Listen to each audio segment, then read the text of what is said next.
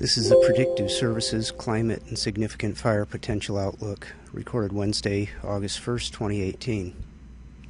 We'll start by taking a look back at the CPC predictions for July.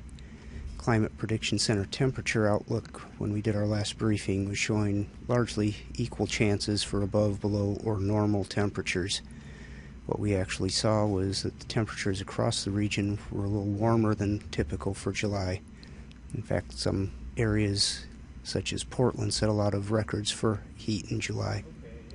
On the precipitation side, the CPC again showed equal chances for above, below, or normal precipitation. What was actually observed was significantly less precipitation than would typically be found in July. Backing that period of record up to the beginning of the water year, October 1st, while the differences are more subtle over that lengthy period, still apparent that the temperatures were largely above normal. Precipitation in Oregon was well below normal, while Washington tended a little bit more normal for precipitation during the month of July. The U.S. Drought Monitor is showing moderate to severe drought across Oregon and abnormally dry conditions across most of the Pacific Northwest. The drought outlook for the month of August is showing that drought persisting in Oregon and part of Washington, while a little bit of western Washington looks like the drought will ease off. However, when we look at the drought outlook through October 1st, it persists the drought and develops additional drought across the rest of Washington all the way through the period. So looking at the Climate Prediction Center's outlook for August shows some confidence that the region will have above average temperatures for the month and relatively equal chances for above, below, or normal precip, with the exception being along the eastern side of Washington and Oregon, which are showing slight confidence for below normal precipitation.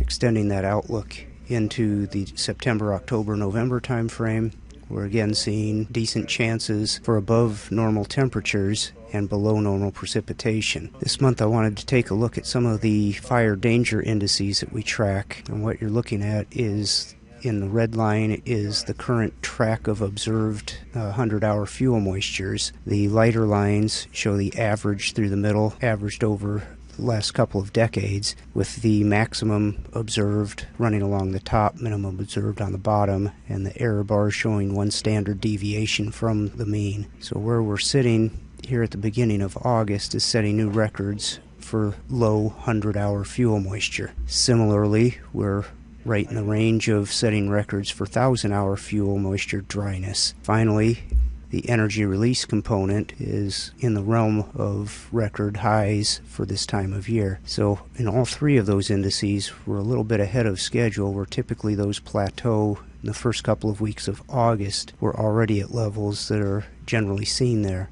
So all of this considered, as we move into August, we're predicting an above normal risk for significant wildfires throughout the Pacific Northwest. We continue that risk in September, and by October we see things coming back to a more seasonable normal for this region, and in November looks pretty much the same. Our next outlook should be out around September 1st.